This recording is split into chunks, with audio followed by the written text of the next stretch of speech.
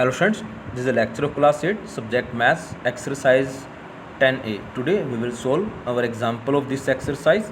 So our example 5th, a vendor bought oranges at 24 rupees 125 and sold them at rupees 90 per dozen.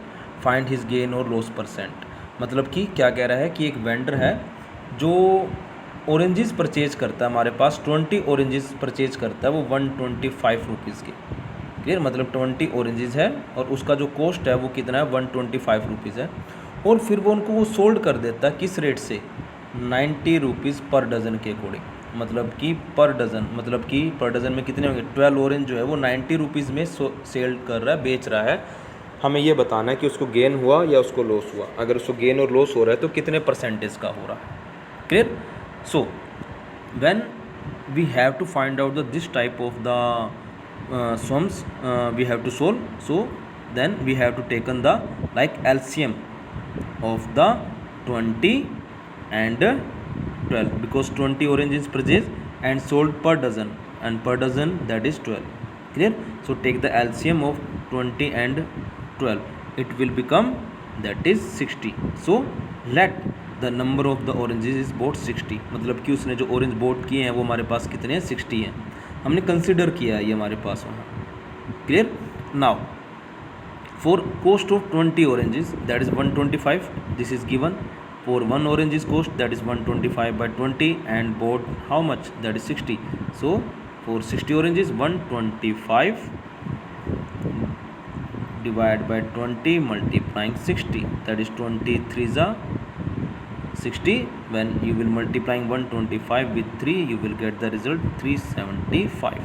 इसका मतलब ये हुआ कि उसके पास जो उसका कॉस्ट प्राइस ना वो कितना आ गया, उसका 375 रुपीज़ आ गया।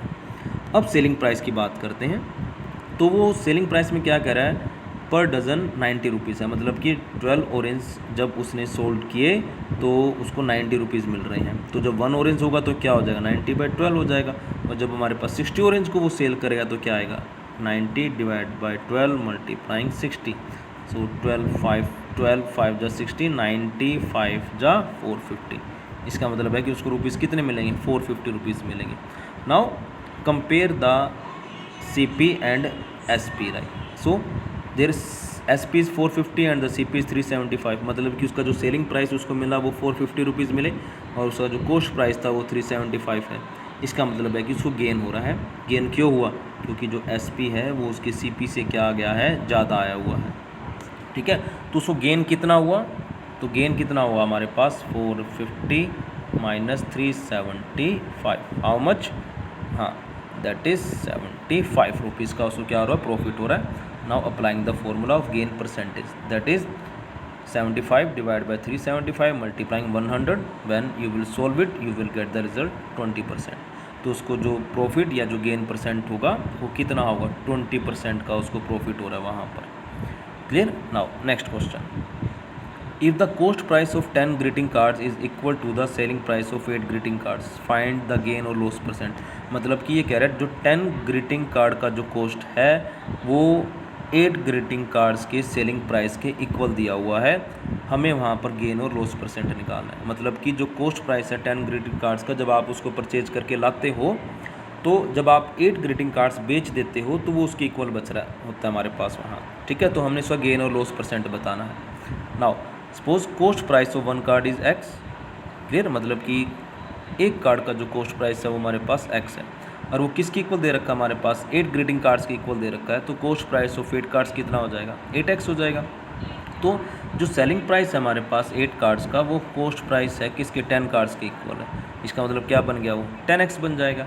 तो हम यहाँ पर ये कह सकते हैं कि जो हमारे पास कॉस्ट प्राइस हुआ वो कितना है, लाइक 8X रुपीज़ है और जो सेलिंग प्राइस है हमारे पास वो कितना है, 10X रुपीज़ है। Clear. So now here is SP is greater than CP, so it will become gain or like profit, we can say that. So profit is that is 10X minus 2X, it sorry 8X, it will become 2X. Clear. Now that is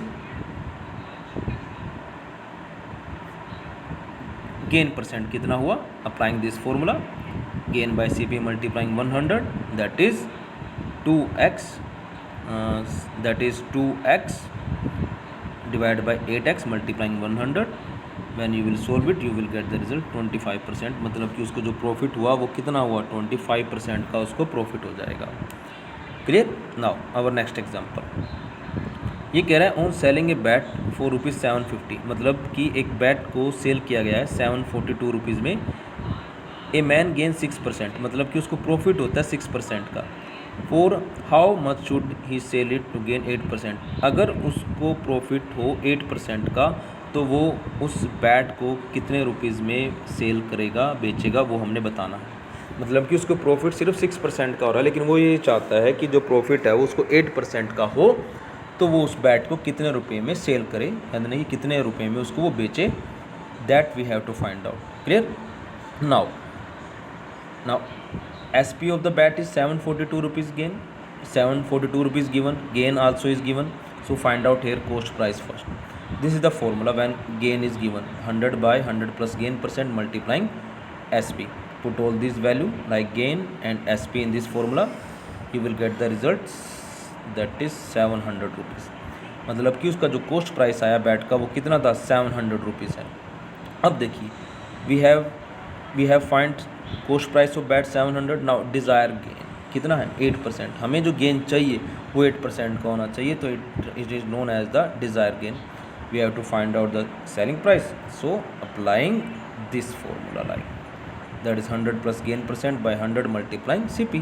When you will put value of gain percent and CP, will get the result, that is 756 rupees. इसका मतलब है कि अगर वो bat को 756 rupees में cell करेगा तो उसको अपना डिज़ायर्ड रेट मिलेगा, दैट इज़ गेन कितना मिलेगा उसको, 8% का मिल जाएगा। Clear. Now you have to solve the sums from 8 to 14 in fair notebook of 10A exercise. Clear. Thank you and have a nice day to all of you.